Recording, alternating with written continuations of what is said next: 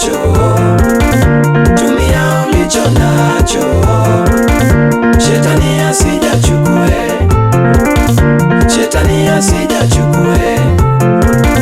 Tumia ulicho nacho, tumia ulicho nacho, shetani asijachukue, shetani asijachukue.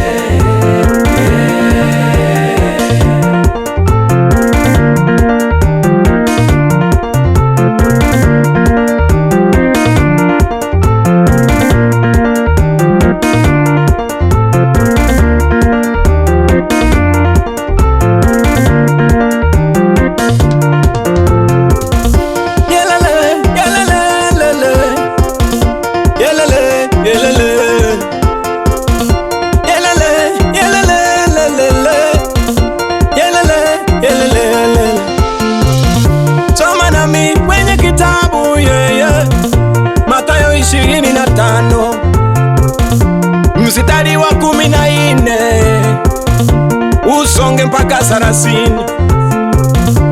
Inaongea kuhusu mmoja aliyekuwa na wafanyakazi watatu, aliwapa talanta kulingana na uweza wao. Moja akapewa 5 na mwingine akapewa 2 na mwingine akapewa 1. Akaondoka kwenda ng'ambo ili rudi apate vile kazi ilivyokwenda. Aliporudi yule wa 5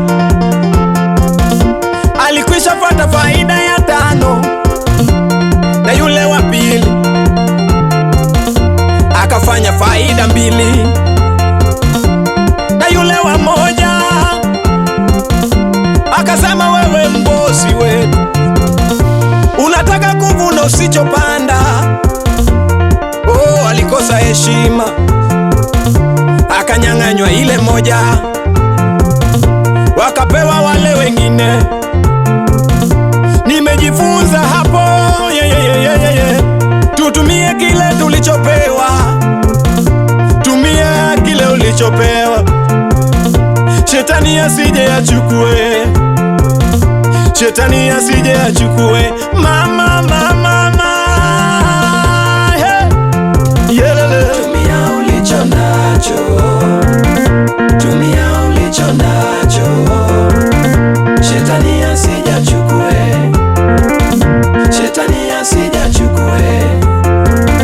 Tumia ulicho nacho, tumia ulicho nacho, shetani asije achukue, shetani asije achukue.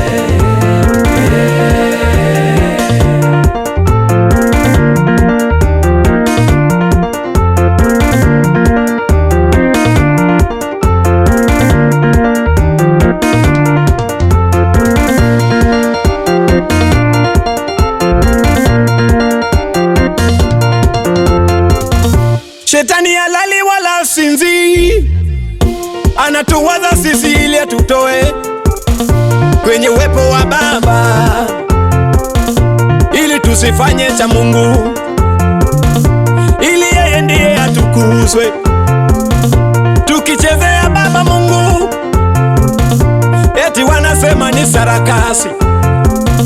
Tukianza kuhubiri Injili, wanasema hiyo ni njaa. Eti tunataka sadaka zao, wakati kule kwenye baa jamani wanasakata kiuno.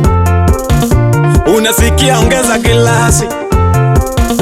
Jamani wacheni tuimbe, wapendwa wacheni tuhubiri Injili. Kama ni kucheza tumchezee Baba kama yule Daudi mbele za Mungu. Maana Yesu huja na ujira mikononi mwake, na kila mmoja atapewa kulingana na kazi yake.